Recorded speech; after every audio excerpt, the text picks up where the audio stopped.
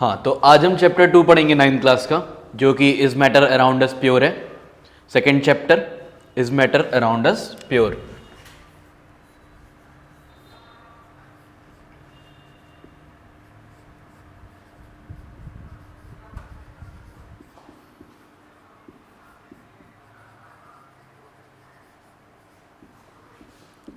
तो मतलब ये कि हमारी सराउंडिंग्स में जो एटम है क्या वो प्योर है, मैटर है क्या वो प्योर है। जो भी मैटर हमारी सराउंडिंग्स में है, एयर है, वाटर है और भी बहुत सारी चीज़ें हैं, तो क्या ये प्योर हैं, ये डिस्कस करेंगे हम इसमें।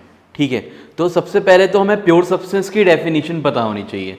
According to chemistry what is a pure substance, कि केमिस्ट्री के अकॉर्डिंग प्योर सब्सटेंस क्या होता है। ठीक है, तो ये डिस्कस करना है हमें कि प्योर सब्सटेंस क्या होता है। Pure substance according to chemistry उन सब्सटेंसेस को बोलते हैं जो एक तरह के पार्टिकल्स से बने होते हैं। तो pure substances are those substances which are made up of only one kind of particles. Particles तुमको मालूम है या तो एटम्स होंगे या मॉलिक्यूल्स होंगे, यानी कि जो भी सब्सटेंसेस एक ही तरह के एटम्स से बने हो या एक ही तरह के मॉलिक्यूल्स से बने हो उनको हम प्योर सब्सटेंसेस बोलेंगे। ठीक है, तो प्योर सब्सटेंस की डेफिनेशन से स्टार्ट करते हैं। क्या होता है pure substance? A substance made up of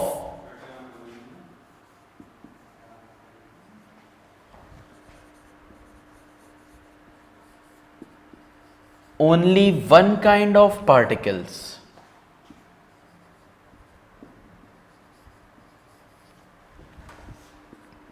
ऐसा सब्सटेंस जो एक तरह के पार्टिकल्स से बना हुआ हो, और वो पार्टिकल्स क्या हो सकते हैं? एटम्स हो सकते हैं या फिर मॉलिक्यूल्स हो सकते हैं। ठीक है, तो ये होता है प्योर सब्सटेंस। अब प्योर सब्सटेंस के एग्जाम्पल्स क्या क्या हैं? जितने भी एलिमेंट्स हैं सब प्योर सब्सटेंसेस हैं, क्योंकि वो एक ही तरह के एटम से बने होते हैं। हाइड्रोजन एलिमेंट को ले लो, अगर हाइड्रोजन को देखें हम तो उसके अंदर सिर्फ हाइड्रोजन के एटम्स होंगे, या अगर हम ऑक्सीजन एटम एलिमेंट को देखें, ओ को देखें तो उसके अंदर सिर्फ ऑक्सीजन के एटम्स होंगे। हीलियम के एटम को देखें तो उसके अंदर सिर्फ ऑक्सीजन एटम्स होंगे। हीलियम है, नियॉन है, इन सब में तो हम क्या लिख सकते हैं यहां पे? Example all elements. All elements are pure substances. या फिर सारे कंपाउंड्स भी प्योर सब्सटेंसेस होते हैं। कंपाउंड्स किन्हें बोलते हैं हम? कंपाउंड्स हम डिस्कस करेंगे अभी आगे, कंपाउंड्स क्या होते हैं। तो elements and compounds these are called pure substances. जितने भी एलिमेंट्स हैं और जितने भी कंपाउंड्स हैं ये सब क्या कहलाते हैं? प्योर सब्सटेंसेस कहलाते हैं। ठीक है, एलिमेंट्स एक तरह के एटम्स से बने होते हैं, कंपाउंड्स एक तरह के मॉलिक्यूल्स से बने होते हैं, एक ही टाइप के मॉलिक्यूल्स से। कंपाउंड्स में एक ही टाइप के मॉलिक्यूल्स होंगे और एलिमेंट्स में एक ही टाइप के एटम्स होंगे, जो कि प्योर सब्सटेंस की डेफिनेशन भी है कि प्योर सब्सटेंसेस उनको बोलते हैं हम जो कि सिर्फ एक तरह के एटम से बने हुए हों, या फिर एक तरह के मॉलिक्यूल से बने हुए हों। ठीक है, ये कहा गया है कि वो एक तरह के पार्टिकल्स से बने होते हैं। ठीक है, चलो फिर आगे बढ़ते हैं। इसके बाद एलिमेंट्स पे पहुंचते हैं। एलिमेंट्स क्या होते हैं? प्योर सब्सटेंसेस डिस्कस हो गया। Now what are elements? Elements क्या होते हैं? हाइड्रोजन, हीलियम, लिथियम, ये जो एटॉमिक फॉर्म्स होती हैं सबकी, नियॉन हो गया, आर्गन हो गया, ये सब एलिमेंट्स कहलाती हैं। पीरियोडिक टेबल पूरी की पूरी एलिमेंट से भरी हुई है। पीरियोडिक टेबल में कितने एलिमेंट्स हैं? 118 एलिमेंट्स हैं पीरियोडिक टेबल के अंदर, तो वो सब एलिमेंट्स हैं। यानी कि ऐसे सब्सटेंसेस जो एक तरह के एटम्स से बने हों। ठीक है, एलिमेंट्स को हम डिफाइन कैसे कर सकते हैं? Substances that are made up of one kind of atoms। ऐसे सब्सटेंसेस जो एक तरह के एटम से बने हों उनको हम एलिमेंट्स बोलते हैं। एग्जाम्पल ये ऊपर लिखी दिए हैं, हाइड्रोजन, हीलियम, नियॉन, आर्गन, ये सब एलिमेंट्स के एग्जाम्पल्स हो गए। ठीक है, अब एलिमेंट्स को हम फर्दर डिस्कस करेंगे। Types of elements. Types of elements में कितना टाइप होता है एलिमेंट का? एलिमेंट कितने टाइप के होते हैं? तो टाइप्स ऑफ एलिमेंट हेडिंग डाल लो।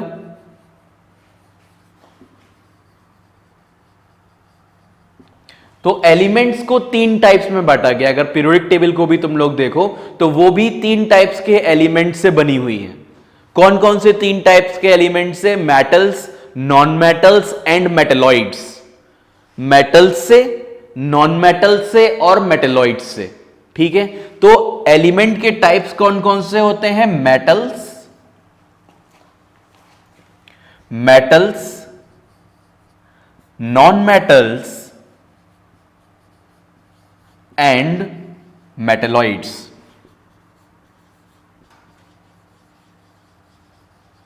ये 3 टाइप होते हैं एलिमेंट्स के, metals, non metals and metalloids. ठीक है, तो ये हमारे टाइप ऑफ एलिमेंट्स हो गए। अब एक एक टाइप को डिस्कस करते हैं। पहले हम मेटल्स को डिस्कस करेंगे कि मेटल्स क्या होते हैं। मेटल्स एंड नॉन मेटल्स तुमने चैप्टर इसी ईयर पढ़ा है, that is in your class 10th, 3rd chapter था जो कि क्लास 10th का, मेटल्स एंड नॉन मेटल्स। वहां तुमने मेटल्स के बारे में पढ़ा होगा। उसे इसको मेटल्स को हम थोड़ी बहुत चीज़ों को हम यहाँ डिस्कस करेंगे, बाकी चीज़ें हम जो हैं मेटल्स की वो मेटल्स एंड नॉन मेटल्स में ही डिस्कस करेंगे जब हम उसको पढ़ेंगे। ठीक है, तो अब ये मेटल्स क्या है? मेटल्स हम बोलते हैं इलेक्ट्रोपॉजिटिव एलिमेंट्स को। Electropositive elements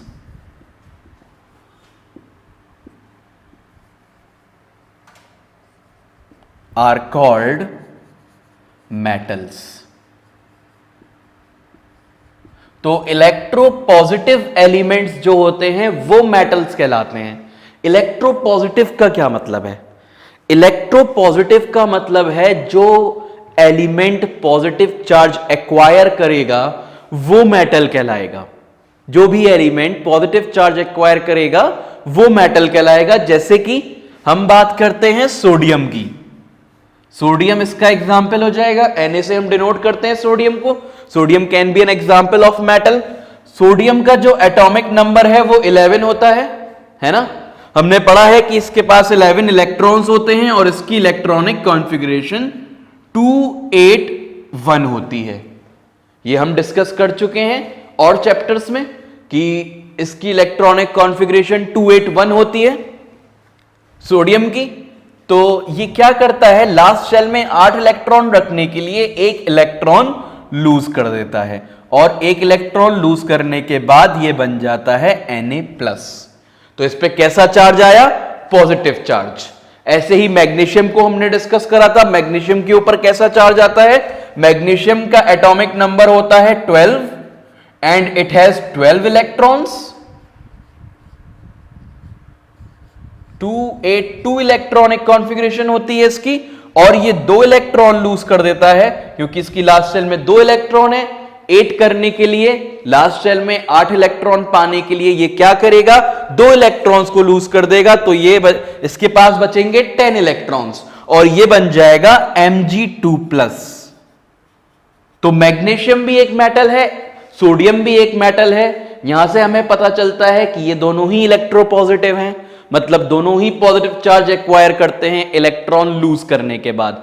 after losing electron दे एक्वायर पॉजिटिव चार्ज।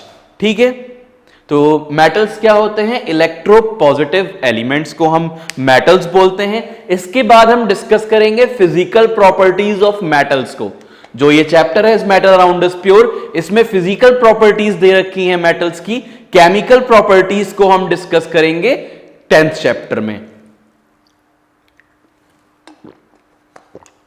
ठीक है, तो हेडिंग डालते हैं अब physical properties of metals.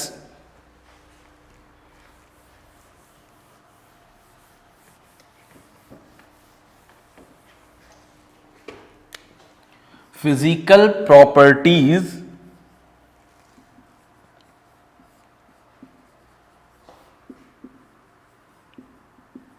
Of metals.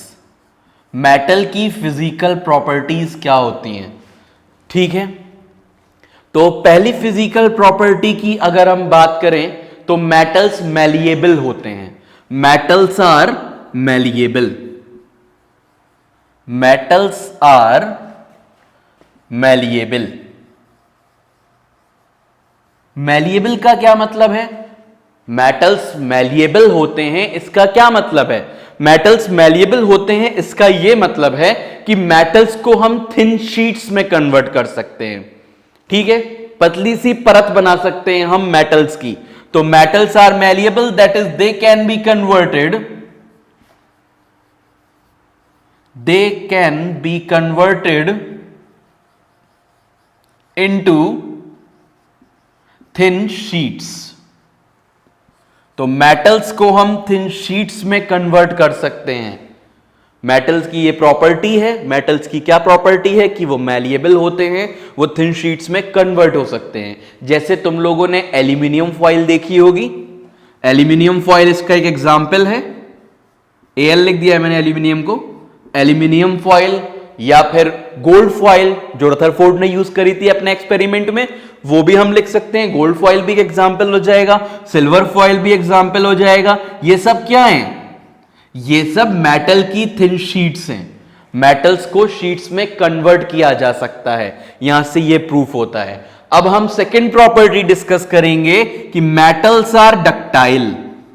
Metals ductile होते हैं। डक्टाइल का क्या मतलब है? डक्टाइल का मतलब है कि मेटल्स को वायर्स में कन्वर्ट किया जा सकता है। That is metals can be converted into wires. Metals can be converted into wires. ठीक है, मेटल्स को हम वायर्स में कन्वर्ट कर सकते हैं।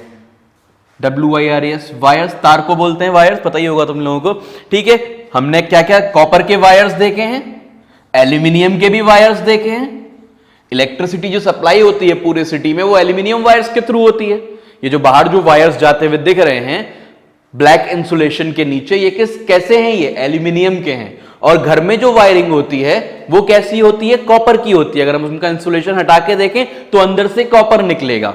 ठीक है, तो कॉपर के भी वायर्स बनते हैं और एल्यूमिनियम के भी वायर्स बनते हैं। कॉपर वायर और एल्यूमिनियम वायर किसका एग्जाम्पल हो गया? मेटल्स की डक्टिलिटी का।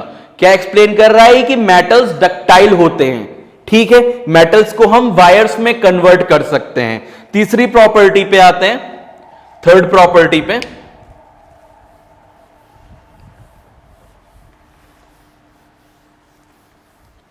Third property is metals conduct electricity.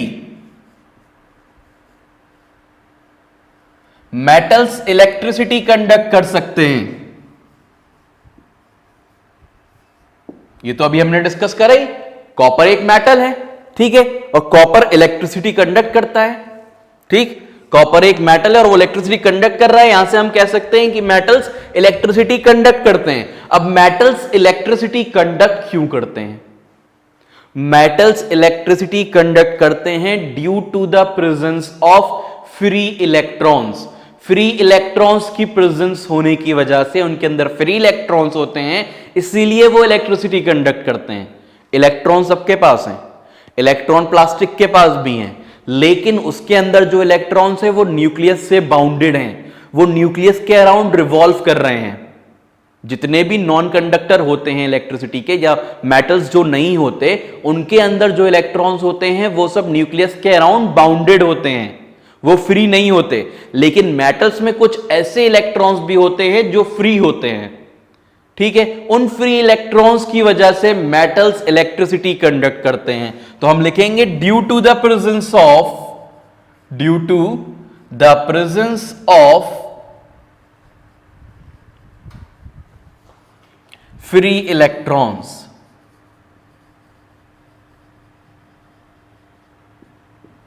तो फ्री इलेक्ट्रॉन्स की प्रेजेंस की वजह से मेटल्स इलेक्ट्रिसिटी कंडक्ट करते हैं। ठीक है, नेक्स्ट पॉइंट पे आते हैं, नेक्स्ट प्रॉपर्टी पे।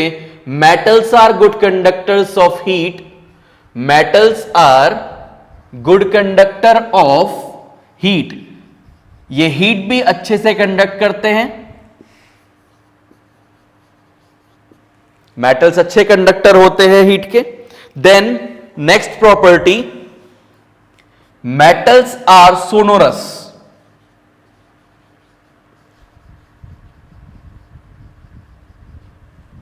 भाई मेटल्स गुड कंडक्टर होते हैं हीट के, इसका एग्जाम्पल भी चाहिए होगा तुमको, है ना। तो मेटल गुड कंडक्टर्स होते हैं हीट के। तुम इलेक्ट्रिक आयरन ले सकते हो, जो प्रेस होती है कपड़े प्रेस करने के लिए, इलेक्ट्रिक आयरन जिससे हम कपड़े प्रेस करते हैं, वो किसकी बनी होती है, नीचे मेटल होता है उसके, है ना। तो वो मेटल क्यों होता है, ताकि वो हीट अच्छे से कंडक्ट कर सके। मेटल इसलिए लगाते हैं उसके नीचे ताकि वो हीट अच्छे से कंडक्ट कर सके। तो उसका एक एग्जांपल ये हो गया। मेटल सोनोरस होते हैं, SONOROUS। सोनोरस का मतलब क्या है, सोनोरस का मतलब है कि मेटल रिंगिंग साउंड प्रोड्यूस करेंगे। जैसे स्कूल की घंटी होती है, उसमें से आवाज आती है टन टन टन टन टन, या फिर स्पून की आवाज आती है, तो वो रिंगिंग साउंड को हम बोलते हैं सोनोरस, सोनोरोसिटी। ठीक है, तो मेटल सोनोरस होते हैं, that is they produce ringing sound, that is they produce, वो रिंगिंग साउंड प्रोड्यूस करते हैं। ठीक है, मेटल सोनोरस होते हैं, यहां से हमें यह पता लगा। अब नेक्स्ट प्रॉपर्टी पे आते हैं। नेक्स्ट प्रॉपर्टी क्या है मेटल्स की,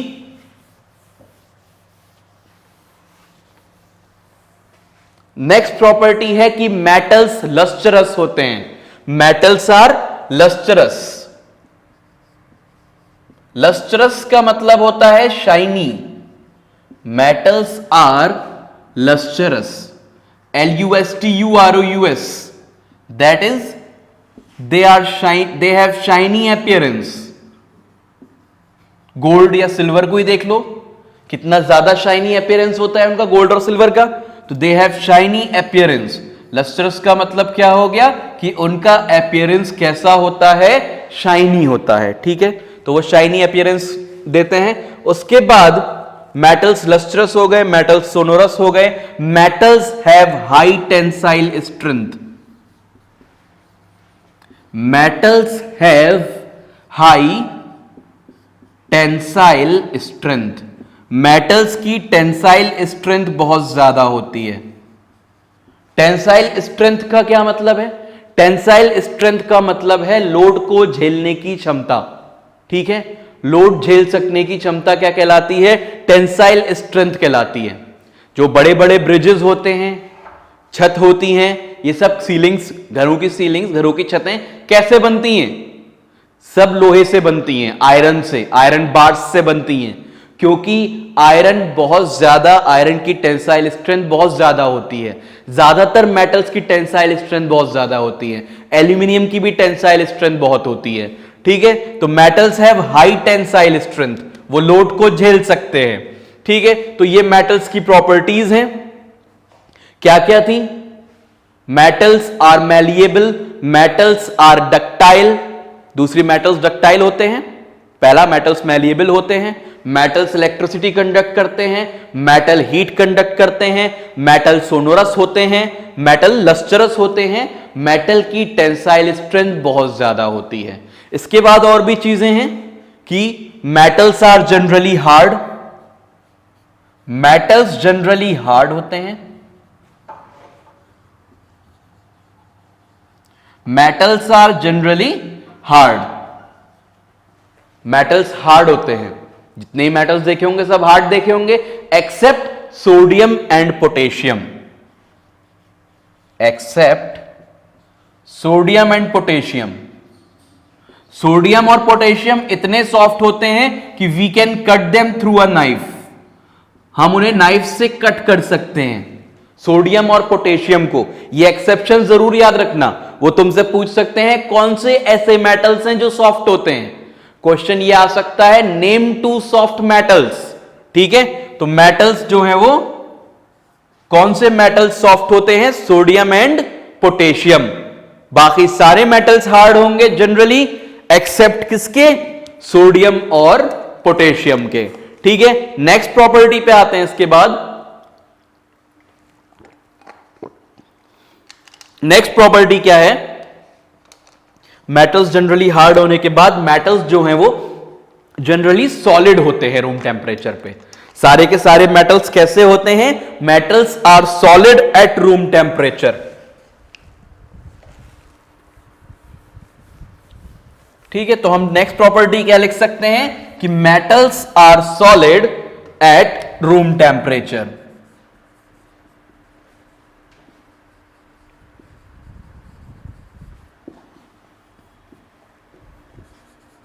मेटल्स सॉलिड होते हैं रूम टेम्परेचर पे एक्सेप्ट मरकरी।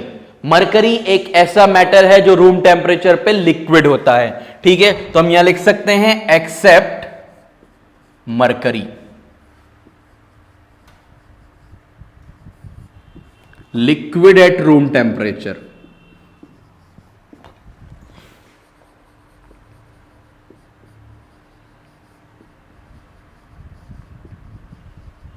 तो मरकरी एक लिक्विड है रूम टेम्परेचर पे, बाकी सारे मेटल्स सॉलिड होते हैं रूम टेम्परेचर पे। ठीक है, ये क्वेश्चन बहुत पूछा जाता है, which is a liquid metal. तो लिक्विड मेटल कौन सा है रूम टेम्परेचर पे? Mercury. Then metals have, next is last property है मेटल्स की कि metals have high melting and boiling point. Metals का मेल्टिंग पॉइंट और बॉइलिंग पॉइंट हाई होता है।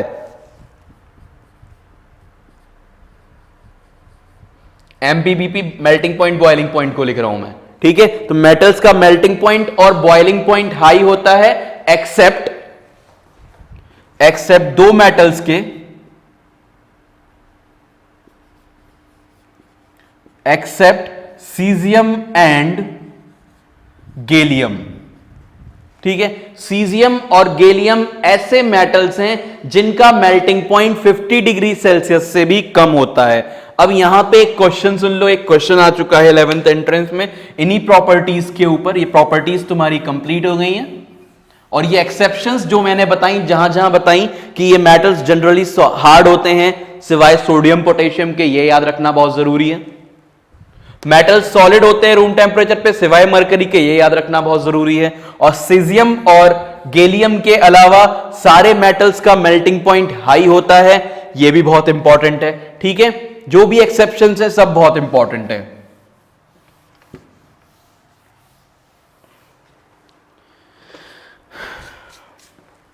देखो अब यहां पे क्वेश्चन क्या था, क्वेश्चन ये था which of the following metals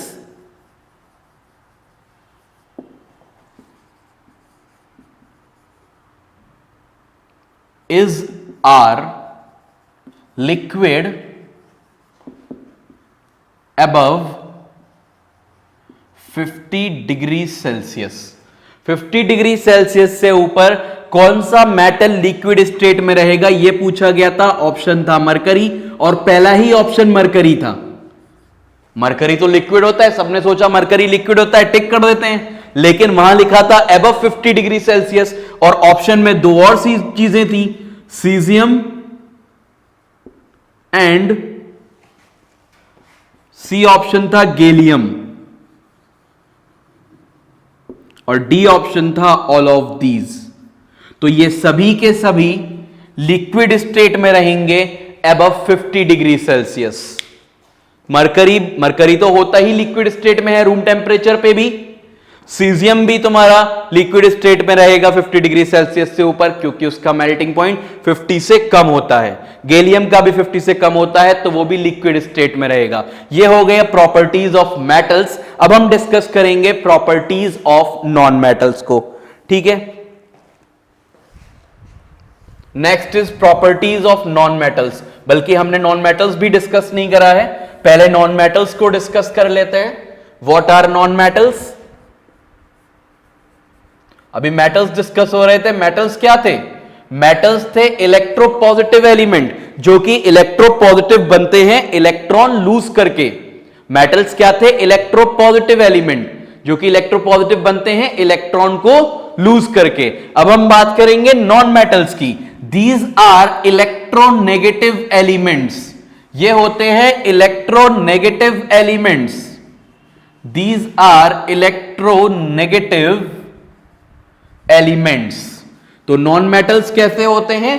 electronegative, मतलब कि वो इलेक्ट्रॉन गेन करते हैं। कैसे? अगर हम देखें यहां पे फ्लोरीन को देख लेते हैं। फ्लोरीन का एटॉमिक नंबर 9 होता है और फ्लोरीन की इलेक्ट्रॉनिक कॉन्फ़िगरेशन होती है 27, मतलब कि ये एक इलेक्ट्रॉन गेन करेगा, है ना, ये एक इलेक्ट्रॉन गेन करेगा। और एक इलेक्ट्रॉन क्यों गेन करेगा? क्योंकि इसे लास्ट शेल में 8 चाहिए, हर एलिमेंट को लास्ट शेल में 8 चाहिए होते हैं, ठीक है ना। तो ये एक इलेक्ट्रॉन गेन करेगा और ये बन जाएगा F-, 10 इलेक्ट्रॉन्स लेकर। अभी तक इसके पास 9 इलेक्ट्रॉन्स थे, अब इसके पास 10 इलेक्ट्रॉन्स हो गए और ये F- बन गया। ऐसे ही ऑक्सीजन 8 है इसका एटॉमिक नंबर ऑक्सीजन का, इलेक्ट्रॉनिक कॉन्फ़िगरेशन होती है इसकी 2-6, 8 इलेक्ट्रॉन्स होते हैं इसके बाद, तो ये बन जाता है 2 इलेक्ट्रॉन गेन करता है ये, क्योंकि इसे लास्ट शेल में 8 करने हैं, हर एलिमेंट को लास्ट शेल में 8 इलेक्ट्रॉन्स करने होते हैं, तो ये 2 इलेक्ट्रॉन गेन करेगा और ये बना लेगा, इसके पास हो जाएंगे 10 इलेक्ट्रॉन्स और ये बन जाएगा O2-। तो जितने भी नॉन मेटल्स हैं सब इलेक्ट्रोनेगेटिव होते हैं, ठीक है, जितने भी नॉन मेटल्स हैं सब इलेक्ट्रोनेगेटिव एलिमेंट्स होते हैं, क्योंकि वो इलेक्ट्रॉन गेन करते हैं, ठीक है, ये बात याद रखना। नॉन मेटल्स इलेक्ट्रॉन गेन करते हैं, मेटल्स इलेक्ट्रॉन लूज करते हैं। अब बात करते हैं हम प्रॉपर्टीज ऑफ नॉन मेटल्स की, ठीक है, ये नॉन मेटल्स की डेफिनेशन को नोट कर लो, फिर हम बात करेंगे प्रॉपर्टीज ऑफ नॉन मेटल्स की। प्रॉपर्टीज ऑफ नॉन मेटल्स, क्या प्रॉपर्टीज होती हैं नॉन मेटल्स की? नॉन मेटल ना तो मैलिएबल होते और ना ही डक्टाइल होते। Non metals are not malleable, तो ना तो इनको हम शीट्स में कन्वर्ट कर सकते, ना ही नॉन मेटल्स को हम वायर्स में कन्वर्ट कर सकते हैं। तो non metals are non malleable, तो नॉन मैलिएबल होते हैं ये, and non ductile.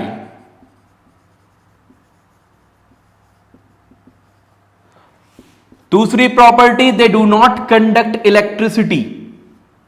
Non metals electricity conduct नहीं करते।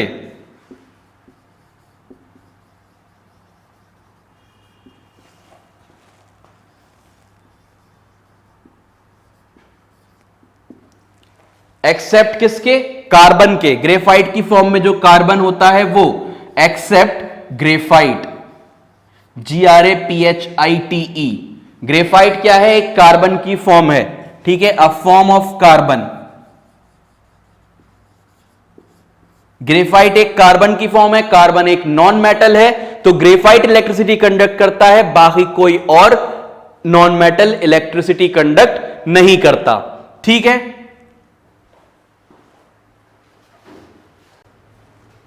ठीक है, तो ये दूसरी प्रॉपर्टी हो गई। तीसरी प्रॉपर्टी की बात करते हैं। Third property is non metals are soft. ज्यादा हार्ड नहीं होते non metals, non metals soft होते हैं, दे आर जनरली सॉफ्ट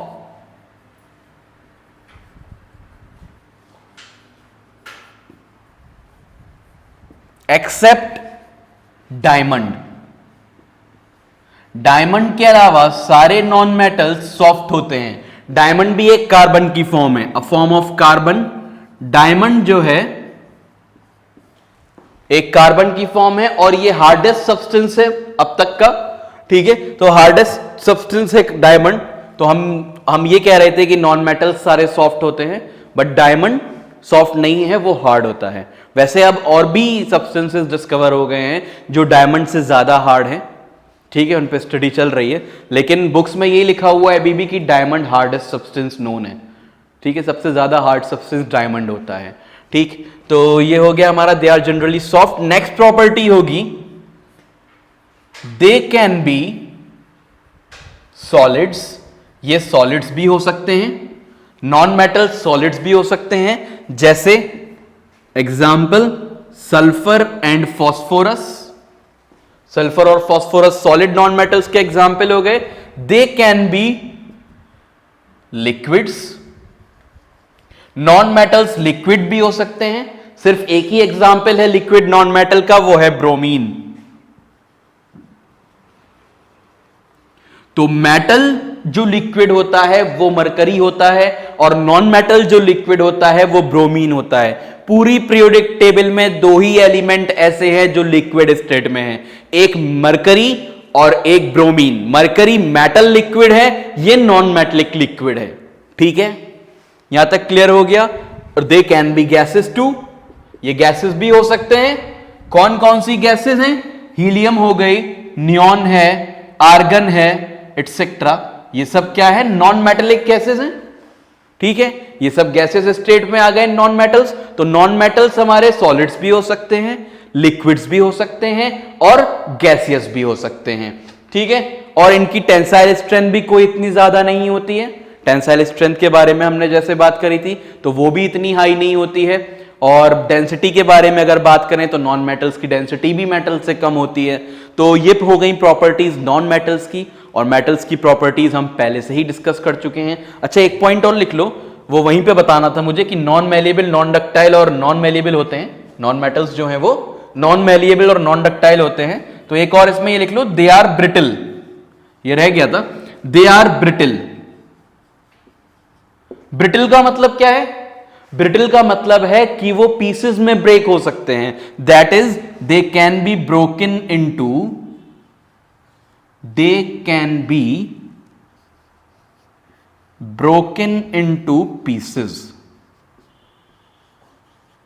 तो नॉन मेटल्स जो हैं अगर उन पे हैमरिंग करी जाए, जैसे ही शीट्स में कैसे कन्वर्ट होते हैं मेटल्स, नॉन मेटल्स तो नहीं होते, मेटल्स शीट में कैसे कन्वर्ट होते हैं? जब उनकी हैमरिंग करी जाती है, हथौड़े से पीटा जाता है उनको मेटल्स को, तो वो शीट में या वायर्स में कन्वर्ट हो जाते हैं।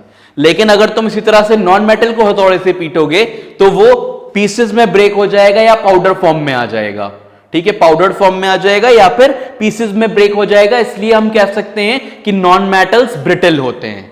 ठीक है, यहां तक बात समझ में आ गई कि नॉन मेटल्स ब्रिटल होते हैं। ये प्रॉपर्टीज हो गई मेटल्स और नॉन मेटल्स की। अब हम आगे डिस्कस करते हैं। एक लास्ट टाइप का एलिमेंट बचा हुआ है, दैट इज मेटेलॉइड।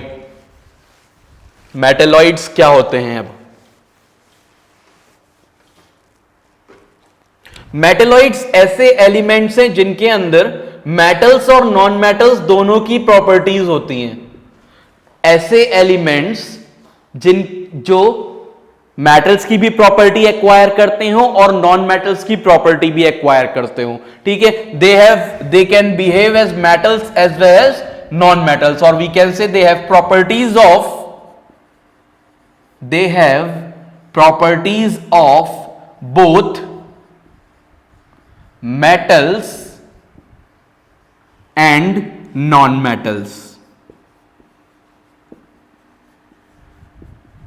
अगर तुम पीरियोडिक टेबल को देखो तो उसके अंदर कुछ मेटल्स को ग्रीन ग्रीन शेड दे दिया गया है। वो मेटल्स मेटेलॉइड्स हैं, जो मेटल्स और नॉन मेटल्स को सेपरेट करते हैं पीरियोडिक टेबल में। अगर तुम पीरियोडिक टेबल को देखोगे तो कुछ मेटल्स बीच में ऐसे हैं जो सेपरेट कर रहे हैं नॉन मेटल्स को और मेटल्स को। मेटल्स ज्यादातर पीरियोडिक टेबल में उनके लेफ्ट हैंड साइड पे होते हैं। किनके? मेटेलॉइड्स के।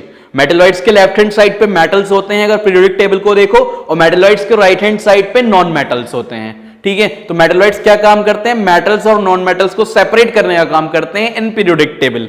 यहां हम क्या लिख रहे हैं? दे have properties of both metals and non metals. Metalloids ऐसे एलिमेंट्स हैं जिनके अंदर प्रॉपर्टीज होती हैं दोनों की, मेटल्स की भी और नॉन मेटल्स की भी। For example silicon and germanium. Example हो गए सिलिकन एंड जर्मेनियम। और भी बहुत से एग्जाम्पल्स हैं, एटसेट्रा। ये सब सिलिकन लिखा हुआ है SILICON, GERMANIUM, जर्मेनियम लिखा हुआ है ये। Now we will discuss. ये हमारा क्या खत्म हो गया? प्योर सब्सटेंसेस क्लियर हो गया पूरा। प्योर सब्सटेंसेस में हमने क्या क्या पढ़ा? प्योर सब्सटेंसेस की डेफिनेशन पढ़ी, उसके बाद टाइप्स ऑफ प्योर सब्सटेंसेस पढ़े, एलिमेंट्स और कंपाउंड्स। अभी कंपाउंड्स रह गया है, चलो कंपाउंड्स डिस्कस कर लेते हैं इसके बाद, है ना। अभी कंपाउंड्स रह गया। तो एलिमेंट्स हमने क्या क्या डिस्कस करा अभी तक? एलिमेंट डिस्कस करा।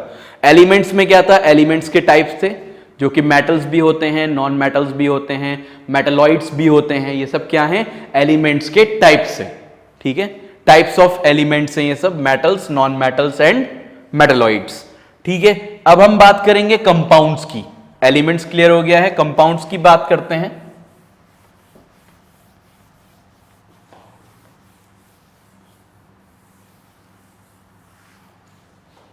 कंपाउंड्स को डिस्कस कर लेते हैं।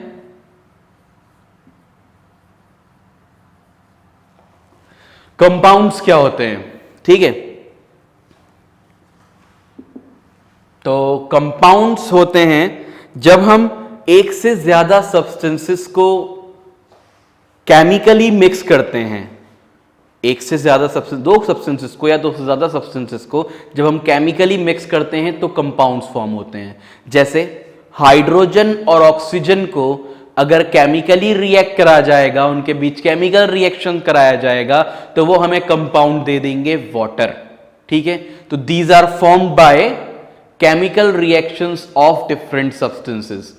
ये केमिकल रिएक्शन से बनते हैं डिफरेंट सब्सटेंसेस के। और वी कैन से जब दो सब्सटेंसेस फिक्स्ड रेशियो में केमिकली कंबाइन होते हैं तब कंपाउंड्स बनते हैं। यही तो हो रहा था हमने, तो अब तक तो हम डिस्कस कर चुके वाटर कंपाउंड्स, अगर देखा जाए तो, है ना। क्या डिस्कस करा था हमने लास्ट चैप्टर्स में? एक वो लॉ ऑफ कांस्टेंट प्रोपोर्शंस पढ़ा था।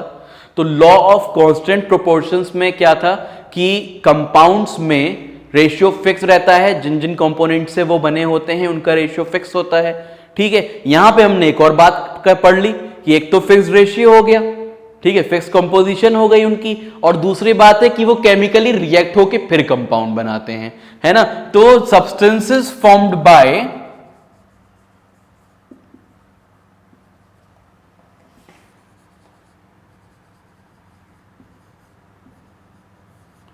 two or more elements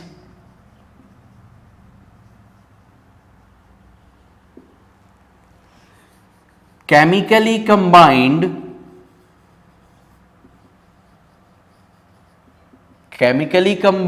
in a fixed ratio, chemically combined होते हैं फिक्स्ड रेशियो में, ठीक है। ये फिक्स्ड रेशियो या फिक्स्ड प्रोपोर्शन बहुत इंपॉर्टेंट पॉइंट है कि ये फिक्स्ड रेशियो में केमिकली कंबाइन होते हैं दो या दो से ज्यादा एलिमेंट्स, ठीक है। तो उन्हें हम कंपाउंड्स बोलते हैं। Substances formed by two or more elements chemically combined in a fixed ratio, ठीक। आगे बढ़ते हैं। कंपाउंड्स की बात समझ में आ गई होगी सबको, कंपाउंड्स क्लियर हो गया होगा। अब हम बात करेंगे टाइप्स ऑफ कंपाउंड्स। एग्जाम्पल ले लेते हैं कंपाउंड्स का कुछ। H2O कंपाउंड का एग्जाम्पल है, CO2 कंपाउंड का एग्जाम्पल है। ये सब एग्जाम्पल्स है कंपाउंड के। ये सब फिक्स रेशियो में दो एलिमेंट्स को कंबाइन करके बनते हैं, ठीक है।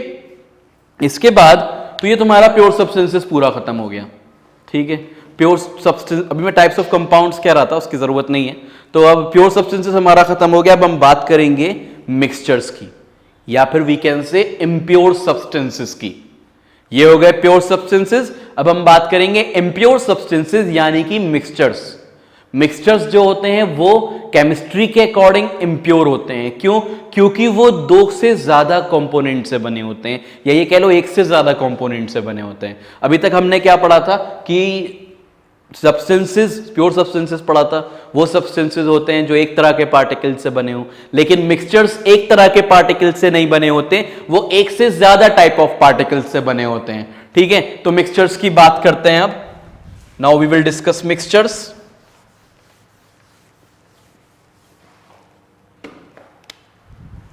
क्या होते हैं mixtures?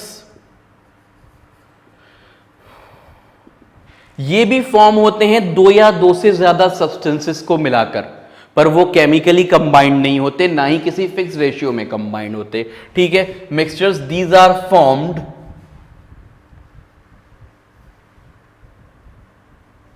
Bye combination of two or more pure substances. ये सबसे अच्छी डेफिनेशन रहेगी कि हम इसमें प्योर सब्सटेंसेस वर्ड भी जोड़ दें। These are formed by combination of two or more pure substances, ठीक है। For example air. Air is not pure according to chemistry. Air pure नहीं है, आजकल तो वैसे भी नहीं है, लेकिन अगर प्योर एयर हो तो वो भी प्योर सब्सटेंस नहीं कहलाएगी। क्यों नहीं कहलाएगी? Because it is a mixture of different gases. Air जो है वो मिक्सचर है डिफरेंट गैसेस का। उसके अंदर नाइट्रोजन भी है, उसके अंदर ऑक्सीजन भी है, उसके अंदर कार्बन डाइऑक्साइड भी है, और बहुत सारी ट्रेस गैसेस भी हैं इसके अंदर। तो इसलिए एयर जो है वो एक तरह का मिक्सचर है। तो मिक्सचर क्या होते हैं? जो दो या दो से ज्यादा प्योर सब्सटेंसेस को मिलाकर बनाए जाएं, उन्हें हम मिक्सचर्स बोलते हैं। ठीक है, अगर ये पूछा जाए कि मिक्सचर्स और कंपाउंड्स में डिफरेंस क्या है, तो अब हम डिस्कस करेंगे कि मिक्सचर्स और कंपाउंड्स में क्या डिफरेंस है। ठीक है, उसके बाद हम मिक्सचर्स में आगे बढ़ेंगे, क्योंकि अभी हमने कंपाउंड्स पढ़ा था, अभी हमने मिक्सचर्स पढ़ लिया। अब इन दोनों के बीच का डिफरेंस देख लेते हैं कि मिक्सचर्स और कंपाउंड्स में क्या डिफरेंस है।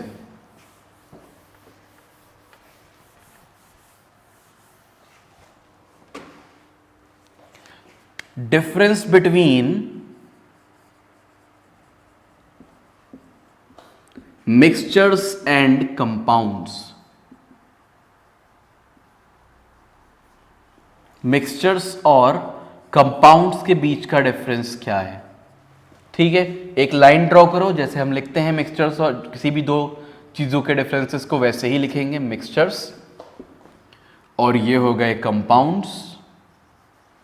ठीक है, मिक्सचर्स और कंपाउंड्स। पहला तो डिफरेंस इनकी डेफिनेशन क्या ही है? Not formed by chemical combination, we can say not formed by chemical combination. ये किसी केमिकल कॉम्बिनेशन से नहीं बनते हैं। भाई मिक्सचर कैसे बनाते हैं? थोड़ी सी चीनी ली, उसको पानी में घोल दिया, बन गया मिक्सचर, है ना, कोई केमिकल रिएक्शन नहीं कराया। लेकिन वहीं अगर कंपाउंड बनाना है, वाटर बनाना है, तो हाइड्रोजन ऑक्सीजन के बीच में हमें रिएक्शन कराना पड़ेगा, कुछ प्रेशर मेंटेन करना पड़ेगा, कुछ टेम्परेचर मेंटेन करना पड़ेगा, बहुत सारी चीजें होती हैं। मिक्सचर्स के केस में क्या है? चीनी ली, नमक लिया, पानी लिया, घोल दिया, उसके अंदर चीनी शक्कर का घोल बन गया, लो पी लो, है ना। तो वो क्या होते हैं? ये मिक्सचर्स होते हैं जो कि किसी केमिकल कॉम्बिनेशन से नहीं बनते। यहां हम लिख सकते हैं फॉर्म्ड बाय केमिकल कॉम्पोजिशन या formed by chemical combination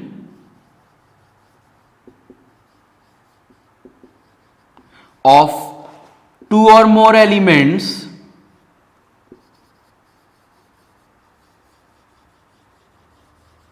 in a fixed ratio.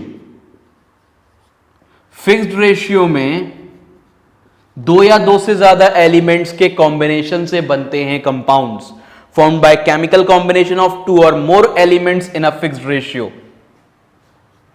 Mixtures के फॉर्मेशन में ना तो कोई हीट रिलीज होती है और ना ही कोई हीट दी जाती है। Heat is neither given nor it is given out during the formation of mixtures. ठीक है, तो मिक्सचर्स के फॉर्मेशन के दौरान हीट इज नीदर गिवन, ना तो हीट दी जाती है, heat is neither given nor given out, तो ना तो हीट दी जाती है, ना ही हीट रिलीज होती है, ना ही निकलती है। इसके केस में क्या है? कंपाउंड्स के केस में या तो हीट दी जाएगी रिएक्शन कराने के लिए, नया कंपाउंड बनाने के लिए, या तो हीट दी जाएगी या फिर हीट रिलीज होगी। ठीक है, हीट इज ईदर गिवन और it is released, heat is either given और इट इज रिलीज्ड। तो कंपाउंड की फॉर्मेशन में या तो हीट दी जाती है या फिर वो रिलीज होती है, या गिवन आउट भी लिख सकते हो उसको तुम। तो ये दो तुम्हारे डिफरेंसेस हो गए इसके बीच में।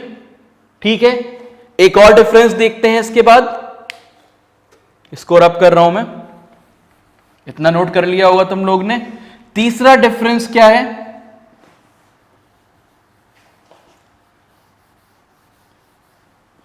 जो मिक्सचर्स होते हैं वो अपने कंपोनेंट्स की प्रॉपर्टीज शो करते हैं।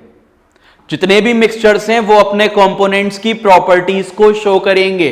कैसे? जैसे शुगर और वाटर का हमारे पास मिक्सचर रखा हुआ है, तो उसमें शुगर का टेस्ट भी आएगा, वाटर का टेस्ट भी आएगा, है ना। तो ये एग्जाम्पल हो गया कि वो शुगर की भी प्रॉपर्टी शो कर रहा है और वाटर की प्रॉपर्टी भी शो कर रहा है ना। टेस्ट से वो शुगर की प्रॉपर्टी शो कर देगा और लिक्विड स्टेट में है इससे वाटर की प्रॉपर्टी शो कर देगा, कैसे भी कह सकते हो तुम लोग। तो दे show properties of, they show properties of their components. ये अपने कंपोनेंट्स की प्रॉपर्टीज को शो करते हैं मिक्सचर। अच्छा, कि कंपाउंड्स करते हैं अपने कंपोनेंट्स की प्रॉपर्टीज को शो? नहीं करते। कंपाउंड्स शो नहीं करते। कंपाउंड्स की प्रॉपर्टीज एंटायरली डिफरेंट होती हैं फ्रॉम देयर कंपोनेंट्स। ये हम कैसे कह सकते हैं? हमने पढ़ा है केमिकल रिएक्शंस में, केमिकल रिएक्शंस की डेफिनेशन पढ़ी है ना। ये केमिकल रिएक्शंस कहते ही उस प्रोसेस को हैं जब नए सब्सटेंसेस फॉर्म हो नई प्रॉपर्टीज के साथ। ठीक है, तो हम यहां लिख सकते हैं दे डू नॉट शो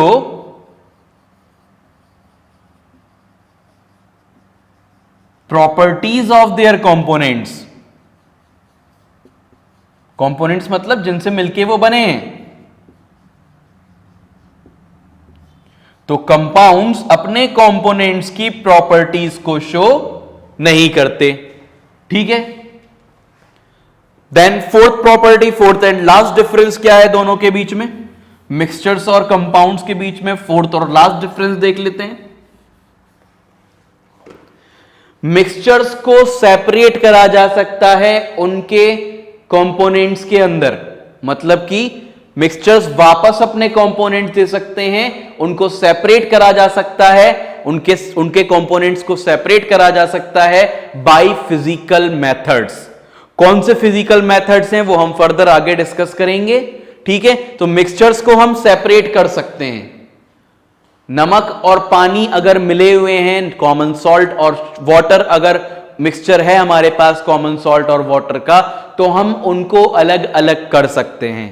जैसे ओशन से सॉल्ट अलग होता है पानी में से, वैसे ही हम उन दोनों को अलग अलग कर सकते हैं। तो कंपोनेंट्स को अलग किया जा सकता है मिक्सचर्स के, बट कंपाउंड्स के कंपोनेंट्स को अलग नहीं किया जा सकता। फिजिकल मेथड्स की बात हो रही है, केमिकल से तो कर लोगे कंपाउंड्स को भी अलग अलग। ठीक है, तो फिजिकल मेथड से ना तो मिक्सचर को डिफरेंशिएट करा जा सकता, फिजिकल मेथड से मिक्सचर्स को तो अलग करा जा सकता है, लेकिन कंपाउंड्स को अलग नहीं करा जा सकता। ठीक है, they can be separated into their components, they can be separated into their components by physical methods.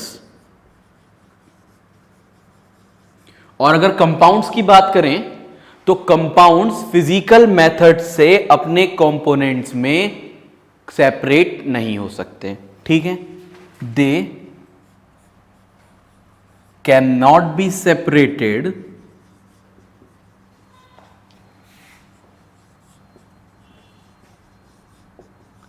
Into their components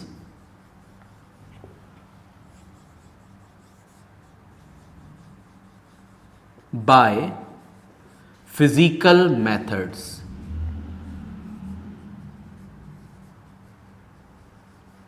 तो फिजिकल मेथड्स क्या है?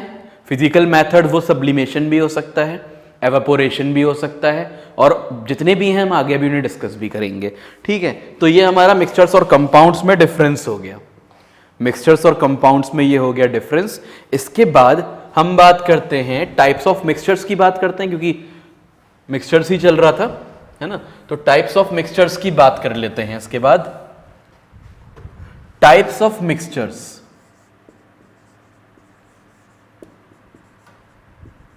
टाइप्स ऑफ मिक्सचर्स में पहला मिक्सचर है होमोजीनियस मिक्सचर। पहला मिक्सचर क्या है? Homogeneous mixture. ठीक है,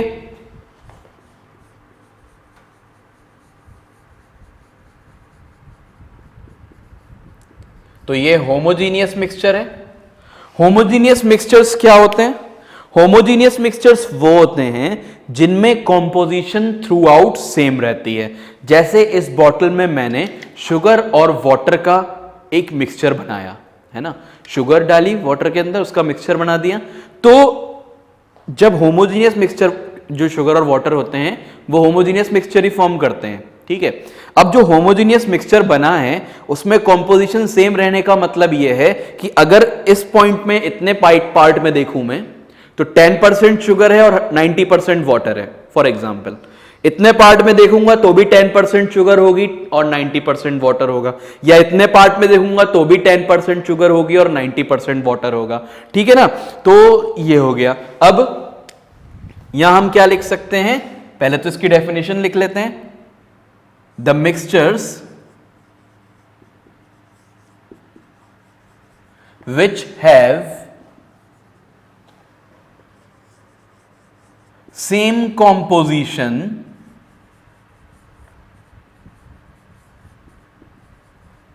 throughout them,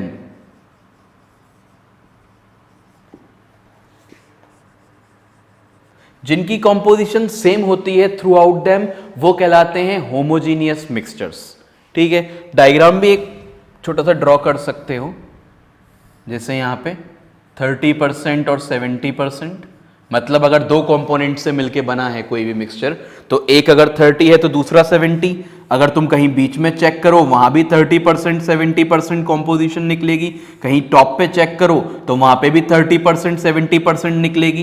कॉम्पोजिशन मतलब होता है कौन सी चीज कितना परसेंट में प्रेजेंट है मिक्सचर के अंदर, तो 30-70 ही रहेगी कॉम्पोजिशन थ्रू आउट। ठीक है, 30-70 रहेगी, इसका क्या मतलब है कि कंपोजिशन सेम रहती है होमोजीनियस मिक्सचर्स में। एग्जांपल इसका हम ले सकते हैं सॉल्यूशंस। अब सॉल्यूशंस क्या होते हैं वो डिस्कस करेंगे। सॉल्यूशंस एक तरह के होमोजीनियस मिक्सचर्स हैं, ठीक है, जिनका पार्टिकल साइज 1 नैनोमीटर से कम होता है। तो सॉल्यूशंस क्या हैं?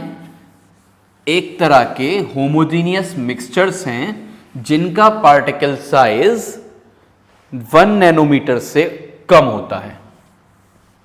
ठीक है, सॉल्यूशंस हेडिंग डालते हैं हम। Homogeneous mixtures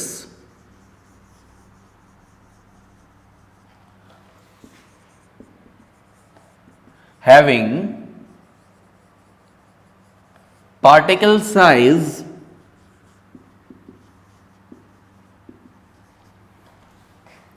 less than 1 nanometre. तो ऐसे होमोजीनियस मिक्सचर्स जिनका particle size less than 1 nanometre होता है, 1 नैनोमीटर होता है 10⁻⁹ मीटर।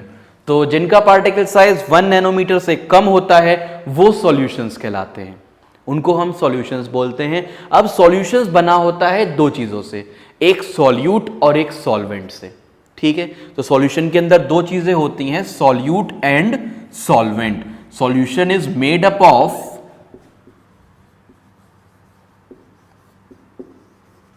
Solute and solvent. अब भाई सॉल्यूट किसे बोलेंगे और सॉल्वेंट किसे बोलेंगे? अगर तुमने शुगर को वाटर के अंदर मिक्स करा है तो कौन सी चीज सॉल्यूट है और कौन सी चीज सॉल्वेंट है?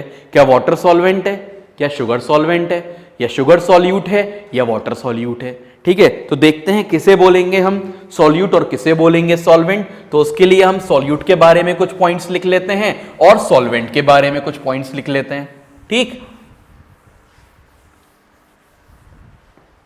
ठीक है, तो सॉल्यूट क्या होते हैं? सॉल्यूट वो होते हैं जिन सब्सटेंस को डिसॉल्व किया जाता है, मतलब जिनको घोला जाता है। जैसे शुगर को तुम पानी के अंदर घोल रहे हो तो शुगर जो है वो तुम्हारा सॉल्यूट है। ठीक है, the substances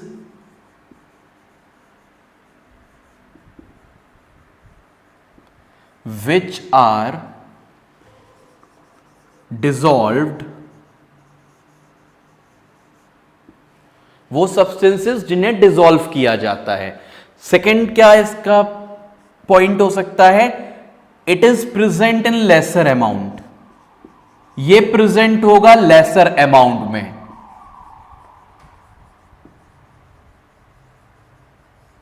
it is present in lesser amount. Solvent के मुकाबले सॉल्यूट कम अमाउंट में प्रेजेंट रहता है। ये दोनों पॉइंट सॉल्यूट के लिए हो गए। अब हम सॉल्वेंट की बात करते हैं। इसके बाद सॉल्वेंट्स क्या होते हैं? The substances in which solute is dissolved, ऐसे सब्सटेंसेस जिसमें सॉल्यूट को डिसॉल्व करा गया हो वो कहलाते हैं सॉल्वेंट। जिन सब्सटेंसेस में सॉल्यूट को डिसॉल्व करा जाए वो सॉल्वेंट कहलाते हैं। ठीक है, तो वो होते हैं सॉल्वेंट, जिन सब्सटेंसेस को सॉल्यूट इन विच सॉल्यूट, जिसमें सॉल्यूट को डिसॉल्व करा जाए। ठीक है, दूसरा पॉइंट क्या है कि सॉल्वेंट ज्यादा अमाउंट में प्रेजेंट होता है। सॉल्यूट के बारे में लिखा था हमने कि it is present in lesser amount, solvent is present in more amount, it is present in more amount. ठीक है, तो वो ज्यादा अमाउंट में प्रेजेंट होता है सॉल्वेंट। ठीक, थर्ड पॉइंट क्या है, अगर सॉल्वेंट के बारे में थर्ड पॉइंट देखा जाए तो थर्ड पॉइंट क्या होगा कि it determines the physical state of solution. Solvent solution की फिजिकल स्टेट बताता है, मतलब कि वो क्या बताता है कि सॉल्वेंट की सॉल्यूशन सॉलिड है या सॉल्यूशन लिक्विड है या सॉल्यूशन गैस है। ठीक है, तो अगर सॉल्वेंट तुम्हारा सॉलिड है तो सॉल्यूशन भी सॉलिड होगा, अगर सॉल्वेंट लिक्विड है तो सॉल्यूशन भी लिक्विड होगा, अगर सॉल्वेंट गैसियस है तो सॉल्यूशन भी गैसियस होगा, क्योंकि सॉल्वेंट ज्यादा अमाउंट में प्रेजेंट होता है, वही फिजिकल स्टेट को डिटरमिन करेगा सॉल्यूशन की। ठीक है, it determines the physical state of solution, it determines physical state of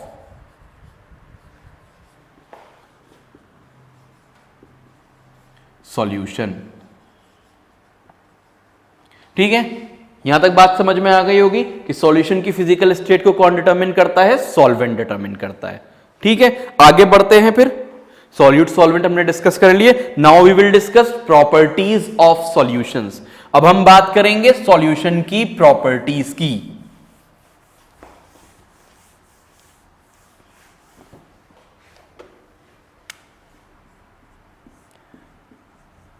properties of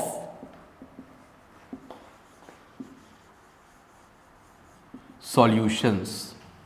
solution की क्या प्रॉपर्टीज हैं? पहली प्रॉपर्टी तो वही है कि पार्टिकल साइज 1 नैनोमीटर से कम होता है, तो उसको लिखने की जरूरत नहीं है। तो इसके बाद हम दूसरा लिख रहे हैं, it can not be separated by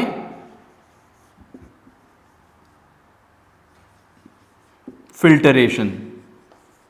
filtration से तुम सॉल्यूशन को सेपरेट नहीं कर सकते। भाई अगर शुगर और वाटर का सॉल्यूशन बना हुआ है तुम्हारे पास, अगर शुगर वाटर का सॉल्यूशन बना हुआ है तो क्या तुम शुगर और वाटर को सेपरेट कर सकते हो फिल्ट्रेशन से? मतलब एक वो लो, मैश लो, मैश के ऊपर तुम उसको शुगर वाटर के सॉल्यूशन को डाल दो, छन्नी जो होती है, तो क्या छन्नी जो है वो जो मतलब शुगर के मॉलिक्यूल्स हैं क्या वो ऊपर आ जाएंगे? उसके नहीं आएंगे, क्योंकि उनका पार्टिकल साइज बहुत कम है, वो फिल्टर पेपर में से पास हो सकते हैं। ठीक है, ये बात क्लियर हो गई होगी सबको। आगे बढ़ते हैं फिर कि इनको हम सेपरेट नहीं कर सकते फिल्ट्रेशन से। इसके बाद नेक्स्ट पॉइंट क्या है? नेक्स्ट पॉइंट देखते हैं, दे do not show Tyndall effect. ये टिंडल इफेक्ट शो नहीं करते, दे do not show Tyndall effect. Tyndall effect होता है स्कैटरिंग ऑफ लाइट, इसे हम डिस्कस करेंगे कोलोइड्स में, क्योंकि वो इनको शो करते हैं तो वहीं डिस्कस कर लेंगे। टिंडल इफेक्ट को वो शो करते हैं, ये शो नहीं करता टिंडल इफेक्ट को सॉल्यूशन, ये हाँ सॉल्यूशंस, क्योंकि इसका पार्टिकल साइज बहुत कम है। ठीक है ना। अब थर्ड पॉइंट की बात कर लेते हैं इसके बाद कि थर्ड पॉइंट क्या है। थर्ड पॉइंट है दे आर स्टेबल, ये स्टेबल होते हैं।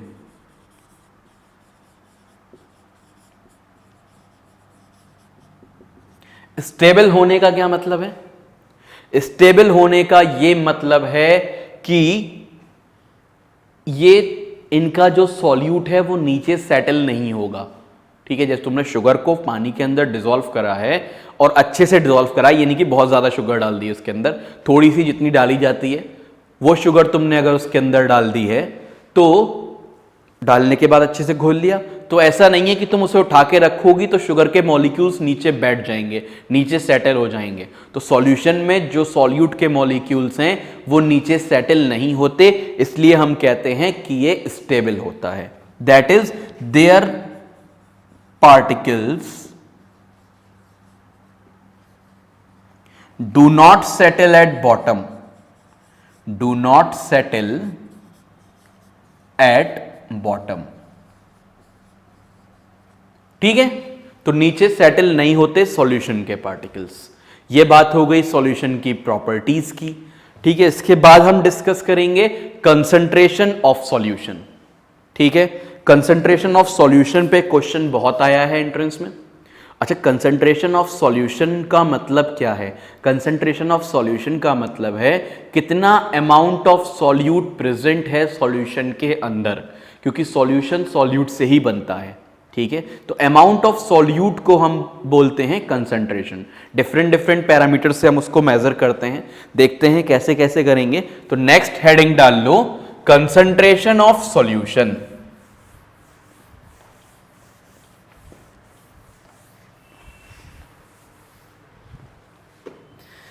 नेक्स्ट हेडिंग है कंसंट्रेशन ऑफ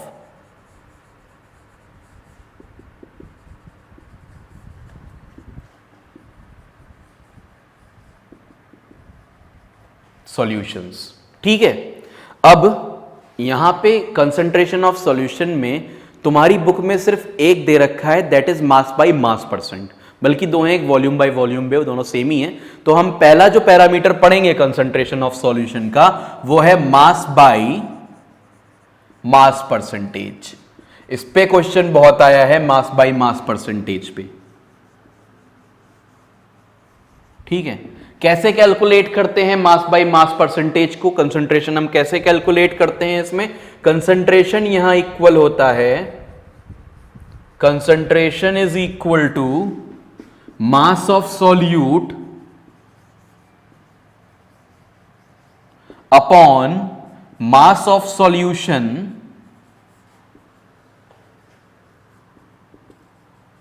इनटू 100।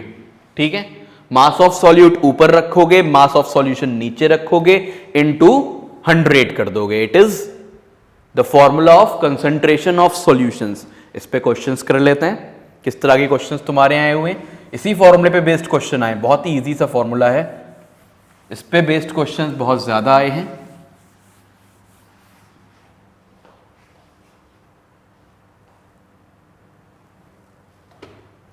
ठीक है, क्वेश्चन क्या आएगा? क्वेश्चन ये आएगा, calculate the concentration of solution, calculate the concentration of solution when 20 gram of sugar is dissolved in 90 gram of water.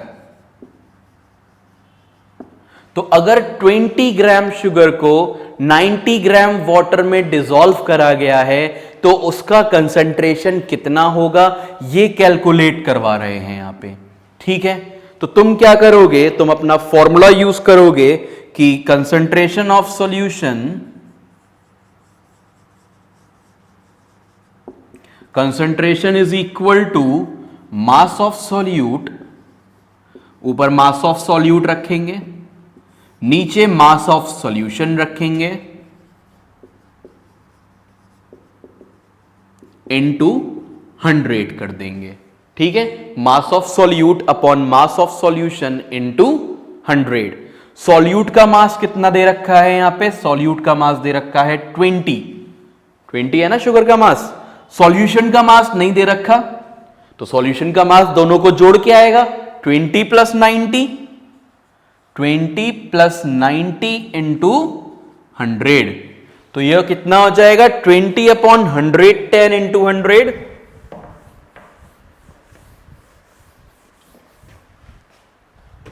20 divided by 110 into 100, कितना आ जाएगा ये? 200 डिवाइडेड बाय 11। तो 11 1 जा 11 हो जाएगा, इसको कर ही लेते हैं कितना आएगा। 11 1 जा 11, 90, 11 8 जा 88। ठीक है, 18 1/11% आ जाएगा। ठीक, तो ये हो गया कंसंट्रेशन सॉल्यूशन का। बहुत सिंपल है, बस गलती कहां पे होती है इस बात का ध्यान रखना, बच्चे यहां 90 लिख देंगे, मास ऑफ सॉल्वेंट नहीं लिखना है। वाटर सिर्फ सॉल्वेंट है। हां, अगर वो कहें कि सॉल्यूशन का मास इतना दे रखा है तब तो लिख सकते हो यहां पे, ठीक है। लेकिन अगर उन्होंने ये सॉल्वेंट का मास दिया है तो उसमें तुम्हें सॉल्यूट का मास ऐड करना पड़ेगा, फिर यहां लिखोगे उसको। आ रही है बात समझ में? एक और क्वेश्चन कर लेते हैं इसके ऊपर, तो नोट हो गया होगा। Calculate the concentration of solution when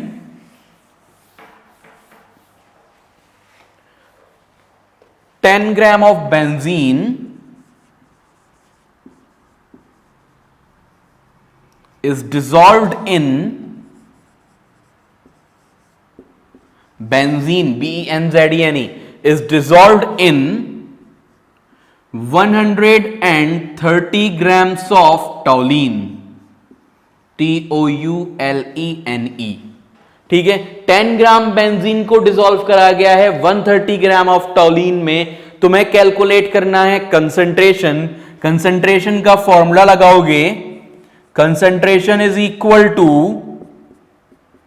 mass of solute upon mass of solution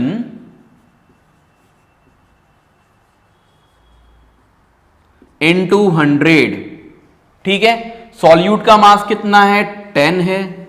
solution का मास हो जाएगा 10 प्लस 130 इंटू 100। कितना आ जाएगा ये? यहां से ये आ जाएगा 10 अपॉन 140 इंटू 100, 10 अपॉन 140 इंटू 100, ये आ जाएगा 100/14 और 50/7।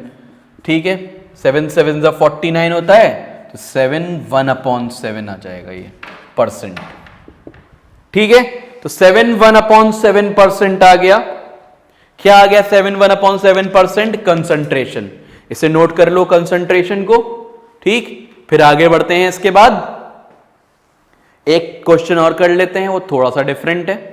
ठीक है, तो कंफ्यूज नहीं होना है। कंफ्यूजन कहां हो सकती है? मास ऑफ सॉल्यूट और सॉल्वेंट दोनों को ऐड करने में हो सकती है। ठीक है, एक और क्वेश्चन करते हैं, calculate the concentration of solution. इसी तरीके से when calculate the concentration of solution when 30 gram of sugar is dissolved in water, to form 150 gram of solution. तो इस बार क्या अलग है यहां? इस बार ये अलग है कि तुमको मास ऑफ सॉल्यूशन डायरेक्टली दे रखा है। ठीक है, कंसंट्रेशन का फॉर्मूला लगाओगे, concentration is equal to mass of solute upon mass of solution into 100। ये कितना हो जाएगा? 30 ऊपर आएगा, 150 नीचे आएगा, इनटू 100। तो कितना आ जाएगा? ये 20% आ जाएगा यहां से। ठीक है, आंसर कितना आ जाएगा इसका? 20%। 0 से 0, 3 5 15, 20% आ जाएगा। ठीक है, तो इस तरह से भी क्वेश्चन आ सकता है जहां तुम्हें मास ऑफ सॉल्यूशन दे रखा हो। ठीक, यहां तक बात क्लियर हो गई। अब आगे बढ़ते हैं, दूसरा टाइप देखते हैं कंसंट्रेशन निकालने का। ठीक है, ये मास बाय मास था। अब हम बात करेंगे वॉल्यूम बाय वॉल्यूम की। ठीक है, तो वॉल्यूम बाय वॉल्यूम कंसंट्रेशन की बात करते हैं। Volume by volume percentage,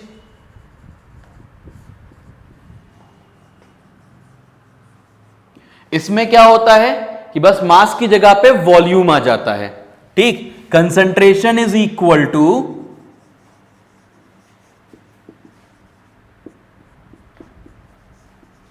volume of solute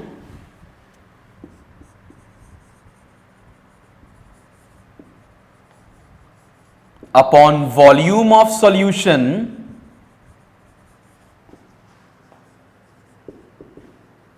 into 100। ठीक है, volume of solute upon volume of solution into 100, बिल्कुल सेम ऐसे ही क्वेश्चन बन सकता है इसमें भी। Calculate the concentration of solution when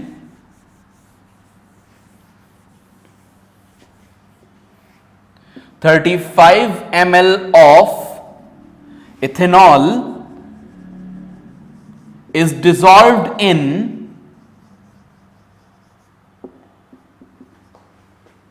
105 ml of water, या पर 115 ml ऑफ वाटर। ठीक है, तो हमें कंसंट्रेशन कैलकुलेट करना है अगर 35 ml of solute ethanol dissolve हो रहा है 115 ml ऑफ वाटर में। ठीक है, तो वॉल्यूम परसेंटेज देख लेते हैं यहां से।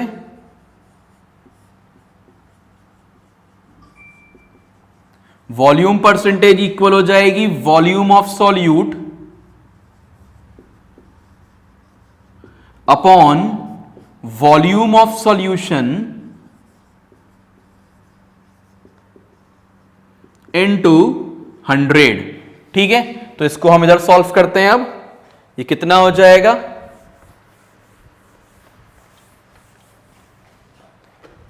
तो वॉल्यूम परसेंटेज अगर हम कैलकुलेट करें तो वो इक्वल हो जाएगा, ऊपर हम रखेंगे सॉल्यूट का वॉल्यूम दैट इज 35, नीचे हम रखेंगे सॉल्वेंट का volume that is 115 plus 35। Solution का वॉल्यूम रखेंगे ना नीचे। सॉल्यूशन का वॉल्यूम क्या होता है, सॉल्यूट प्लस सॉल्वेंट। सॉल्यूट है 35, सॉल्वेंट है 115 इंटू 100, ये हो जाएगा 35 अपॉन 150 इंटू 100। ठीक है, इसको कैलकुलेट कर लेना, तुम्हारा वॉल्यूम बाय वॉल्यूम परसेंटेज आ जाएगा। ठीक है, इसके बाद एक और क्वेश्चन देख लेते हैं इसी पे। Calculate the volume of solution when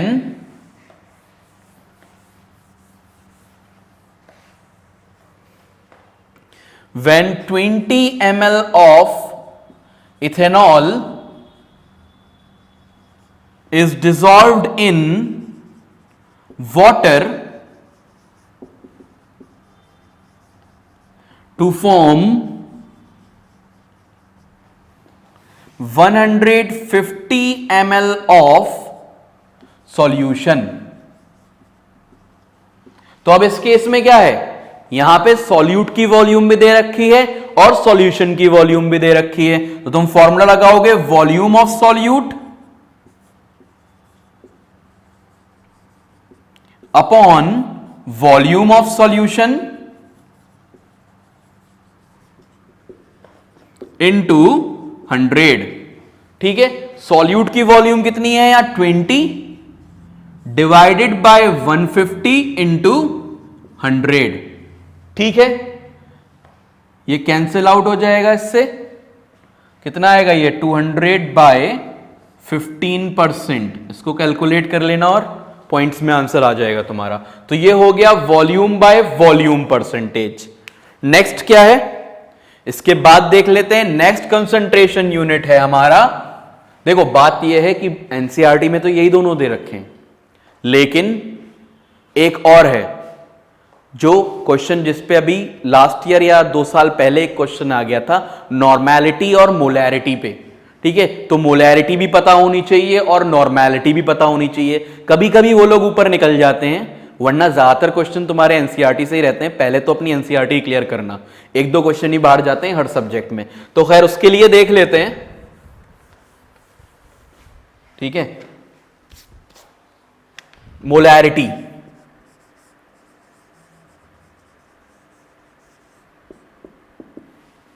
molarity क्या होता है, मोलैरिटी होता है number of moles of solute present in 1 litre of solution. Number of moles of solute, वही नंबर ऑफ मोल्स जो तुमने पढ़े हैं, number of moles of solute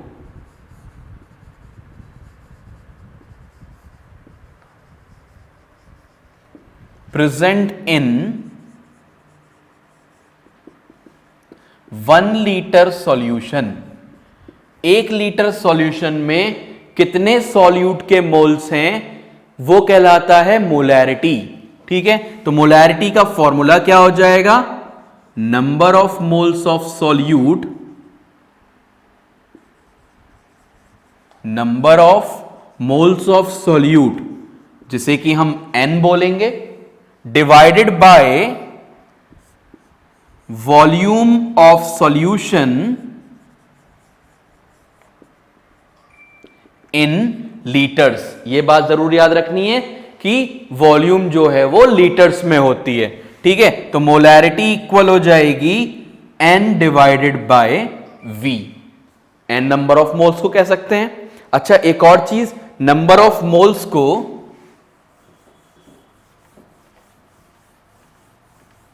question कर लेते हैं इसके ऊपर।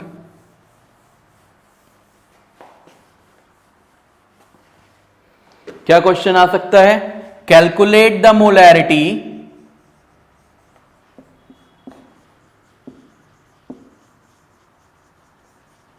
when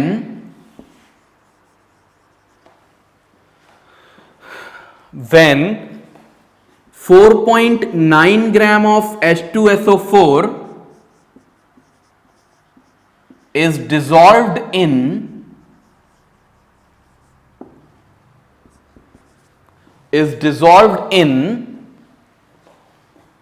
100 ml of solution। ठीक है, हाँ भाई, तो 4.9 ग्राम ऑफ H2SO4 को डिसॉल्व करा जा रहा है 100 ml ऑफ सॉल्यूशन में। तो देखते हैं कैसे निकालेंगे हम इसको। तो मोलैरिटी इक्वल होती है number of moles upon volume of solution, litres में होती है। ठीक है, तो नंबर ऑफ मोल्स कितने हो जाएंगे, मास अपॉन मोलर मास होता है नंबर ऑफ मोल्स, फॉर्मूला पता है, मास upon molar mass. 4.9 divided by H2SO4 का मोलर मास कितना होगा, बहुत बार निकाला था लास्ट उसमें मोल कॉन्सेप्ट में, 1 × 2 प्लस 32 प्लस 16 × 4 कितना आ जाएगा ये 98। ठीक है, तो यहां हम 4.9 डिवाइडेड बाय 98 रख लेंगे, फिर डिवाइडेड बाय 100 अपॉन, क्योंकि वो वॉल्यूम मिलीलीटर में थी 100 इसलिए 1000 से उसको डिवाइड कर देंगे। तो ये कितना आ जाएगा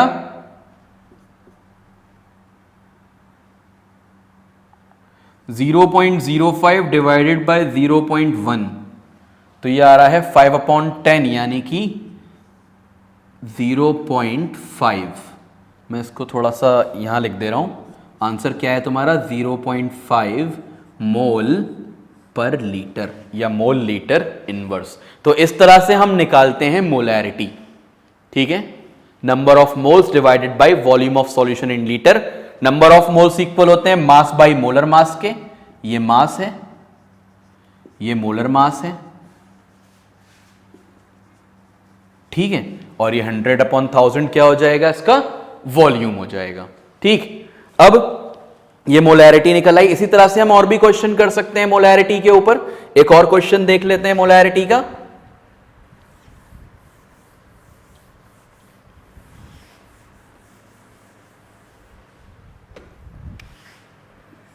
calculate the molarity of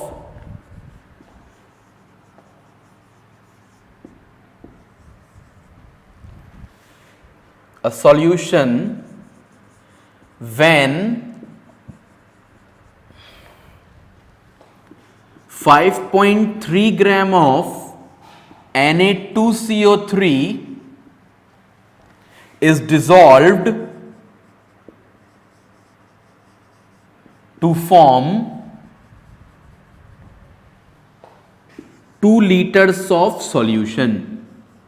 2 litre solution बनाने के लिए अगर 5.3 ग्राम Na2CO3 ऐड करा जा रहा है तो उसकी मोलैरिटी क्या होगी। ठीक है, तो मोलैरिटी इक्वल होती है number of moles divided by volume. ठीक, नंबर ऑफ मोल्स होते हैं मास अपॉन मोलर मास, तो 5/3 डिवाइडेड बाय Na2CO3 का मोलर मास। Na2CO3 का मोलर मास कितना हो जाएगा? 23 सोडियम का होता है इंटू 2 प्लस कार्बन का 12 प्लस 16 इंटू 3, ठीक है, प्लस 16 इंटू 3 कितना आ जाएगा? ये 106। तो हम यहां नंबर ऑफ मोल्स निकालने के लिए इसको डिवाइड कर देंगे इससे। ये जो मैं लिख रहा हूं ना, number of moles is equal to mass upon molar mass, ये फॉर्मूला हमने बहुत बार किया है उसमें, ठीक है, इसलिए मैं दोबारा नहीं बता रहा हूं। और 2 लीटर्स, ठीक है, नीचे 2 लीटर्स आ गया, 1000 से डिवाइड करना नहीं है इसको। कितना आ जाएगा ये? 53 टूजा होता है, ठीक है, तो नीचे 10 1/20 आएगा। 1/20 का मतलब 0.05 divided by 2, it is equal to 0.025 moles per litre, या फिर हम बोल सकते हैं 0.025 एम भी लिख देते हैं इसको कहीं कहीं पे, ठीक है। यहां तक क्लियर हो गया? 0.025 एम, ये मोलैरिटी निकालने का तरीका है। अब बढ़ते हैं नॉर्मैलिटी की तरफ, ठीक है। देखो बात यह है, नॉर्मैलिटी के लिए बहुत सारी चीजें डिफाइन करनी पड़ेंगी। देख लेते हैं क्या क्या डिफाइन करना पड़ेगा नॉर्मैलिटी के लिए। तो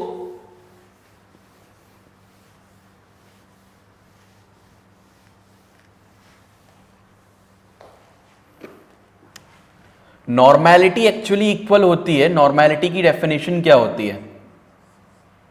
क्वेश्चन में नॉर्मैलिटी और मोलैरिटी दोनों टर्म्स यूज हुए थे, इसलिए दोनों ही डिस्कस करने पड़ेंगे जो क्वेश्चन आया था, है ना। नॉर्मैलिटी होती है number of gram equivalent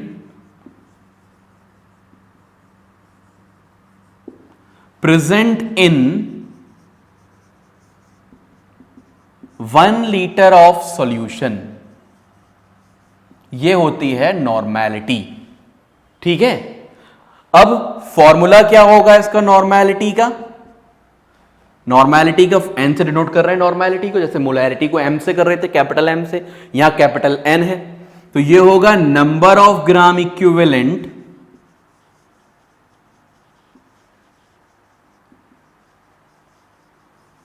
divided by volume of solution in litres, ठीक है। Number of gram equivalent divided by volume of solution in litres, ठीक है।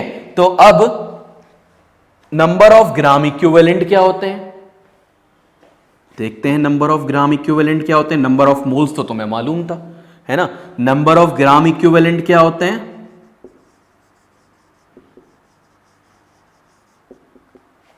Number of gram equivalent equal होते हैं, अच्छा इसको मैं NEQ लिख देता हूं और इसको V लिख देता हूं, ठीक है, तो ताकि थोड़ा सा शॉर्ट में हो जाएगा, इतना बड़ा नहीं लिखना पड़ेगा मुझे। नंबर ऑफ ग्राम इक्विवेलेंट तुम्हें भी नहीं लिखना पड़ेगा इतना बड़ा, ठीक है। तो NEQ कर देते हैं इसको। NEQ is equal to mass, जो गिवन मास होगा, divided by equivalent mass, divided by equivalent mass, ठीक है। Mass divided by equivalent mass. अब सवाल उठेगा इक्विवेलेंट मास क्या होता है? बढ़ते ही चला जा रहा है ना ये, लेकिन देखना तो पड़ेगा क्योंकि क्वेश्चन आया है इसके ऊपर, ठीक है। और कुछ चीजें तो एक्स्ट्रा पढ़नी पड़ेंगी ना, 11th एंट्रेंस देने जा रहे हो, ठीक। तो अब इक्विवेलेंट मास क्या होता है, इसको रब कर रहा हूं मैं।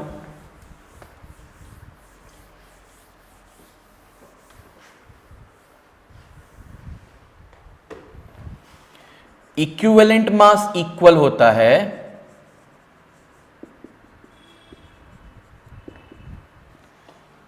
मोलर मास, जो भी मोलर मास होगा उसका, divided by number of H+ ions और नंबर ऑफ OH- आयंस और वैलेंसी, ठीक है।